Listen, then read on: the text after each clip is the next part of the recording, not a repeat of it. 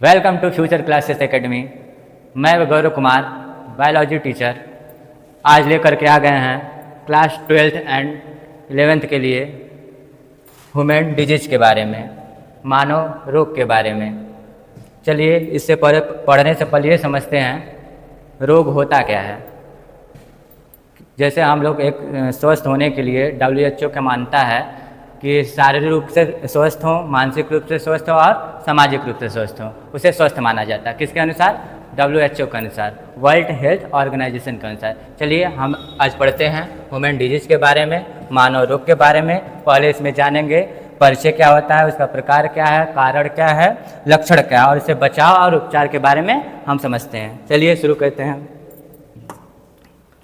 स्वास्थ्य की परिभाषा WHO के अनुसार शारीरिक, मानसिक, सामाजिक रूप से न केवल बीमारी की अनुपस्थिति या शारीरिक तंदुरुस्ती ही नहीं, यह पूर्ण शारीरिक, मानसिक और सामाजिक तंदुरुस्ती, वेल बींग की स्थिति होनी चाहिए। कार्य क्षमता क्या है? जब लोग स्वस्थ होते हैं तो काम में अधिक कुशल और उत्पादक होते हैं। रोगों का वर्गीकरण। रोग दो प्रकार के होते हैं, एक संक्रामक रोग होता है, एक असंक्रामक रोग होता है। संक्रामक रोग को इन्फेक्शन कहते हैं और असंक्रामक रोग को नॉन इन्फेक्शन कहते हैं। इसके पैथोजन क्या है, रोगजनक क्या है? रोगजनक जैसे कि सूक्ष्म जीवों द्वारा एक विस्तृत समूह जो मनुष्यों में क्या कहते हैं, रोग उत्पन्न करते हैं।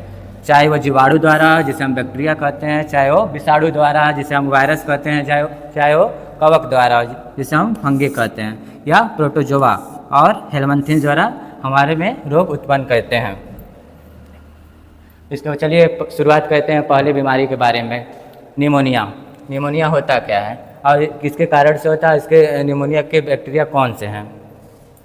रोगजनक और इसके प्रभावित अंग क्या है? रोगजनक क्या है? इसे स्ट्रेप्टोकोकस निमोनी और हीमोफिलस इन्फ्लुएंजा जीवाणु के लिए एक जिम्मेदार है। निमोनिया रोग में स्ट्रेप्टोकोकस निमोनिया और हीमोफिलस इन्फ्लुएंजा जीवाणु के लिए जिम्मेदार है। इसमें प्रभावित अंग क्या होंगे? इसमें फेफड़े, वायु कोशिकाओं, एल्वेओलाई को क्या कहते हैं, संक्रमित करते हैं। इसका परिणाम क्या है? एल्वेओलाई में तरल फ्लूइड भर जाता है। जो फेफड़ा होता है हम लोग का, उसमें तरल भर जाता है, फ्लूइड भर जाता है, जिससे श्वसन में गंभीर समस्या, सांस लेने में क्या होती है, समस्याएं होती हैं। मुख्य लक्षण क्या है इसके? जैसे बुखार आना, ठंडा लगना, खांसी होना और सिर दर्द होना। संक्रामक रोग क्या होते हैं? इनका तरीका, संक्रमित व्यक्ति की छींकना, खांसने से एरोसोल ड्रॉप निकलते हैं और सांस लेने में या बर्तन या ग्लास पर पड़ते हैं तो उससे फैलते हैं। चलिए आगे पढ़ते हैं कॉमन कोल्ड के बारे में, जिसको हम सामान्य भाषा में बोलते हैं जुखाम। इसका रोगजनक क्या है, किससे होता है, इसमें प्रभावित अंग क्या होते हैं, इसके प्रमुख लक्षण क्या हैं, इसकी अवधि क्या होती है और कैसे ये फैलता है। चलिए एक एक बारी बारी से इसको समझते हैं और पढ़ते हैं।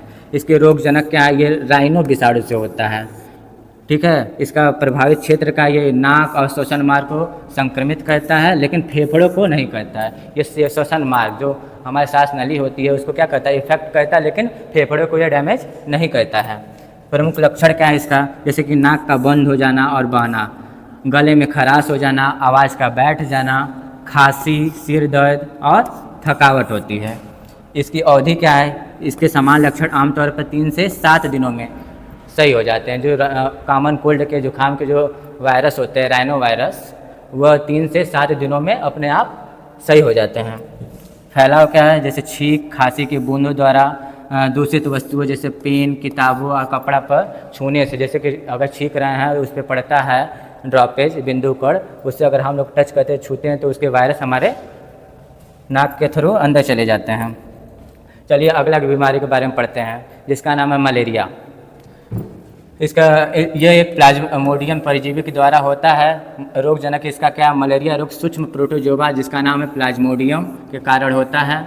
प्लाज्मोडियम की प्रजातियाँ 3 तरीके से होती हैं। एक होता है प्लाज्मोडियम वाइवेक्स, दूसरा होता है प्लाज्मोडियम मलेरी, तीसरा होता है प्लाज्मोडियम फैल्सीफेरम। इसमें सबसे खतरनाक होता है प्लाज्मोडियम फैल्सीफेरम, जो क्या मनुष्य जब मलेरिया सबसे गंभीर बीमारी होता है किसके? प्लाज्मोडियम फैल्सीफेरम के द्वारा। यह जानलेवा बीमारी होती है। प्लाज्मोडियम कितनी प्रजातियाँ? 3 प्रजातियाँ। कौन कौन सी हैं? Plasmodium vivax, Plasmodium malariae, Plasmodium falciparum. सबसे खतरनाक कौन सी बीमारी है? इसमें होता है प्लाज्मोडियम फैल्सीफेरम। यह जानलेवा बीमारी होती है जो मच्छर के काटने से होती है।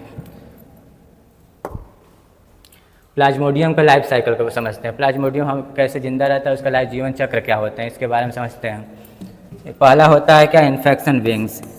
जैसे संक्रमित मादा एनाफिलीज मच्छर के काटने से उसमें स्पोरोजॉइट रक्त में क्या कहते हैं, प्रवेश करते हैं। जब वो रक्त में क्या कहते हैं, प्रवेश करते हैं, किसमें पाए जाते हैं, एनाफिलीज मच्छर में। उसको इसमें क्या पाए जाते हैं, स्पोरोजॉइट पाए जाते हैं, जो क्या कहते हैं, इंजेक्ट करते हैं हम लोग को स्पोरोजॉइट उसमें रक्त में। फिर उसके बाद क्या जाता है, स्पोरोजॉइट किस में पहुंच जाता है, लीवर में पहुंच जाते हैं। इसमें स्पोरोजॉइट क्या काम करता है, यकृत में अपनी कोशिकाओं में क्या करता है, उसकी संख्या को बढ़ाता है और मल्टीप्लाई करता है, गुणन करता है, अपनी संख्या को बढ़ाता है। फिर कहाँ उसके बाद कहाँ पहुँचते हैं, आरबीसी पर पहुँचते हैं। आरबीसी का क्या नाम है, फुल फॉर्म, रेड ब्लड कार्बोसेल्स है। ये क्या काम करते हैं, यकृत से निकल करके परजीवी आरबीसी के पर हमला कर देते हैं और अपनी संख्या को क्या करते हैं, बढ़ाते हैं, इंक्रीज करते हैं।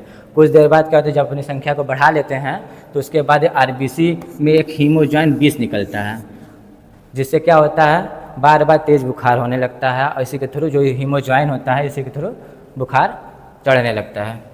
चलिए आप लोग कमेंट बॉक्स में एक क्वेश्चन का आंसर जरूर दीजिएगा, निमोनिया किस बैक्टीरिया द्वारा होता है। निमोनिया किस बैक्टीरिया द्वारा होता है, कमेंट बॉक्स में ज़रूर दीजिएगा। अगर इस वीडियो को पसंद आ रहा है तो लाइक करें, सब्सक्राइब करें और शेयर ज़रूर से करें।